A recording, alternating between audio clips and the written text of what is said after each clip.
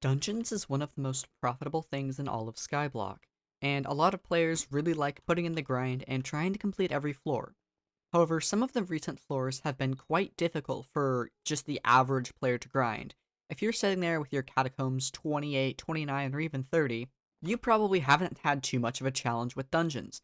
But for some of us more in the mid 20s to low 20s, or even less, Dungeons has been almost impossible in Floor 6. Well, a lot of players has begun speculated that Floor 7 will be released once Paul gets elected as mayor. That's in 3 hours. So I figured today would be a good day to talk about how to survive better in dungeons, since even I have had trouble as a berserker trying to beat Floor 6 with my Catacombs 20, which is laughable to some of you, and to some of you, you're probably asking, how did you even get there? And the very first thing I would like to note is this is class dependent, and I'll try and cover every single class and my tips on how to survive the start of Floor 7. I would also like to note as a disclaimer, this could become outdated as of hours. If Floor 7 releases with new cheap gear, that makes it much easier to survive.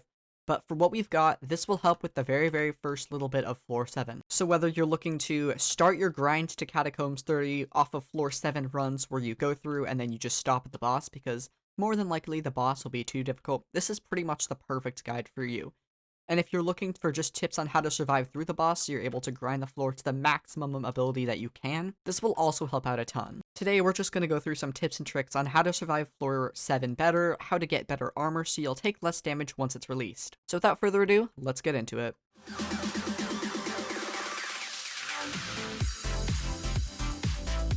The first and very most important thing to note is obviously going to be armor.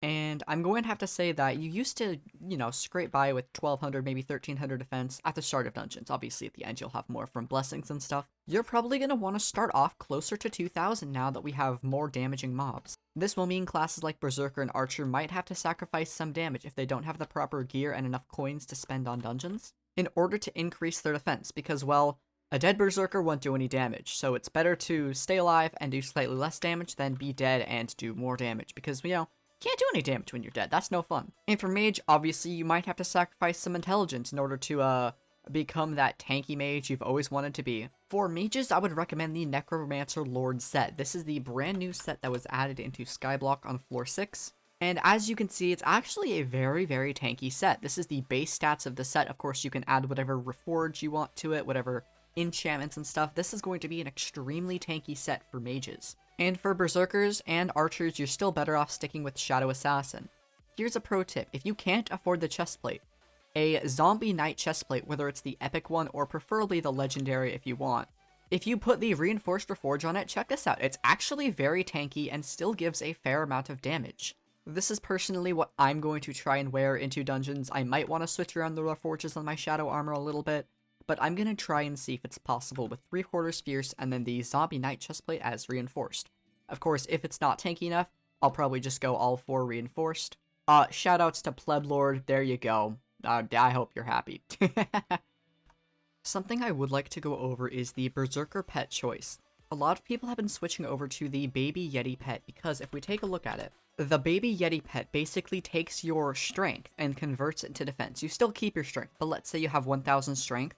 It gives 100% of your strength as defense, meaning you'll gain an additional 1000 defense. This does seem pretty good on paper, and it was proven useful in the Floor 6 boss. However, given the fact that the lowest epic Baby Yeti pet is 72 million coins, please don't buy one. It's not worth it. It really isn't, and odds are we're not gonna have the same problem we did with Floor 6 where mobs randomly damage you. So if you're debating whether to get the Baby Yeti pet, I would say hold off for now, because this is as expensive as it will ever be, and it's pretty much a terrible choice to buy this now. If it ever drops in price, it's something maybe to consider, but right now I would suggest sticking with your either Berserker pet, maybe pick up a light tank pet as long as it provides great damage, or, if you're rich enough, just stick with your Ender Dragon pet because it'll get you some good defense and stuff.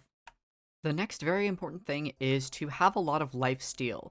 I actually still have to put lifesteal 4 on this sword because I switched it out for one that has sharpness instead of smite because I wanted to fight dragons with it. Of course, you don't have to, but lifesteal is very critical to staying alive, especially if you are the tank and healer class, since this will pretty much be how you get all your health back.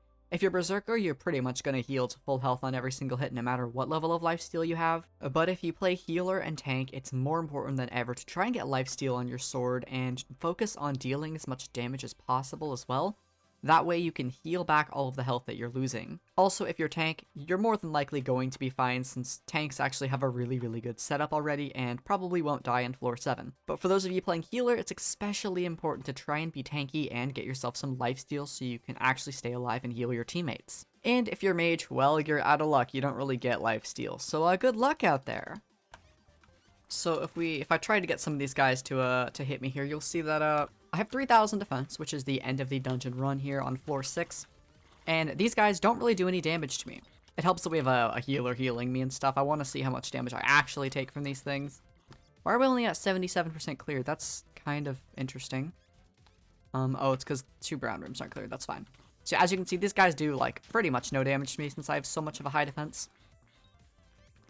While we're still doing this, I would like to talk about a new Berserker meta that's somewhat forming here involving the Flower of Truth and the Baby Yeti pet. Apparently, a lot of people have been telling me that the Flower of Truth can give you like 1,600 strength or something absolutely ridiculous.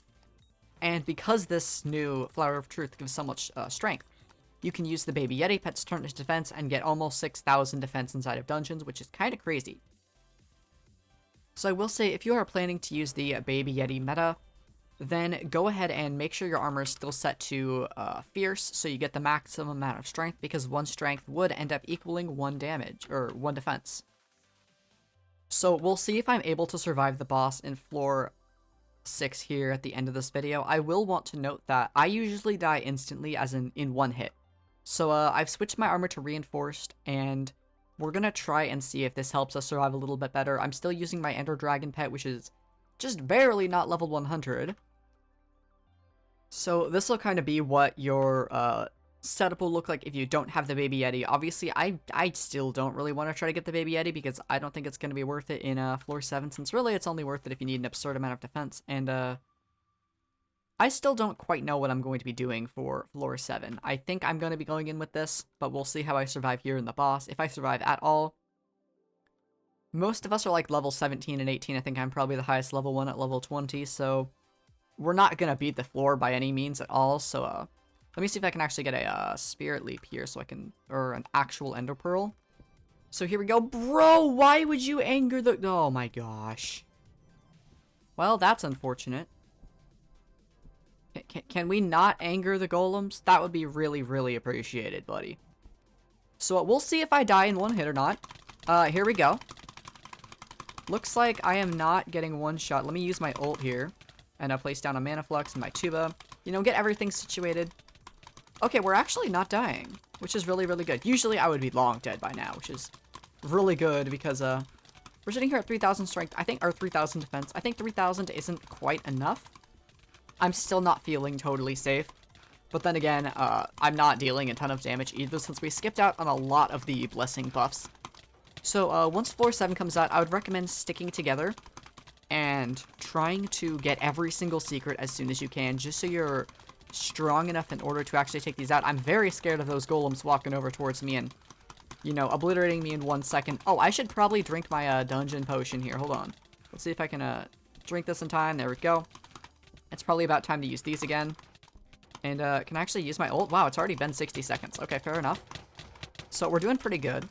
And I'm not actually being too worried, so I think we're going to be okay. Oh, I saw my health drop a little bit there, but, oh, 2 of us are dead. That's not good. There's only 3 of us left, but, we're actually almost done.